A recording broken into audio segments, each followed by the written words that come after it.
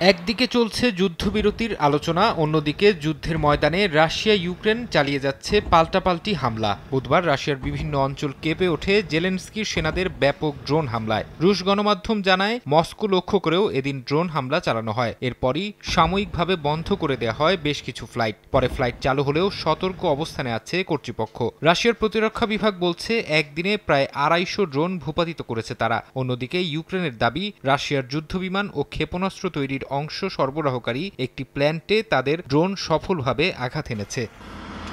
পাল্টা জবাব দিয়েছে রাশিয়াও। সীমান্তের ওপারে ইউক্রেনের সুমি অঞ্চলে ড্রোন হামলা চালিয়েছে রুশ সেনারা। এতে ক্ষতিগ্রস্ত হয়েছে একটি সামরিক স্থাপনা। কয়েকজন হতাহতেরও খবর পাওয়া গেছে। পরে ইউক্রেন জানায় অন্তত ৭৬টি ড্রোন ছুড়েছিল রাশিয়া, যেগুলোর মধ্যে অন্তত ২২টি প্রতিহত করতে পেরেছে তাদের আকাশ প্রতিরক্ষা ব্যবস্থা।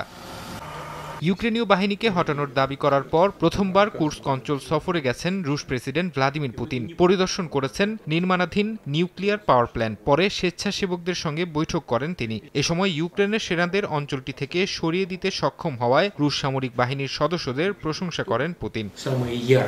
যুদ্ধবিরতি নিয়ে পশ্চিমাদের আহ্বানকে কৌশল বলে উড়িয়ে দিয়েছেন রুশ পররাষ্ট্রমন্ত্রী সের্গেই ল্যাভরভ। আর্মেনিয়া সফরে গিয়ে ল্যাভরভ বলেন, ইউরোপ এখন যুদ্ধবিরতির কথা বলছে, শুধু ইউক্রেনকে আরও অস্ত্র জোগানোর সময় করে দিতে। এদিকে ইউক্রেনীয় পররাষ্ট্রমন্ত্রী জানিয়েছেন, প্রেসিডেন্ট পুতিনের সঙ্গে সরাসরি আলোচনায় আগ্রহী কিয়েভ। আলোচনার জন্য ভেন্যু ঠিক করার বিষয়েও তারা যে কোনো আহ্বানকে স্বাগত জানায়। ফারহাদ চৌধুরী, সময় সংবাদ।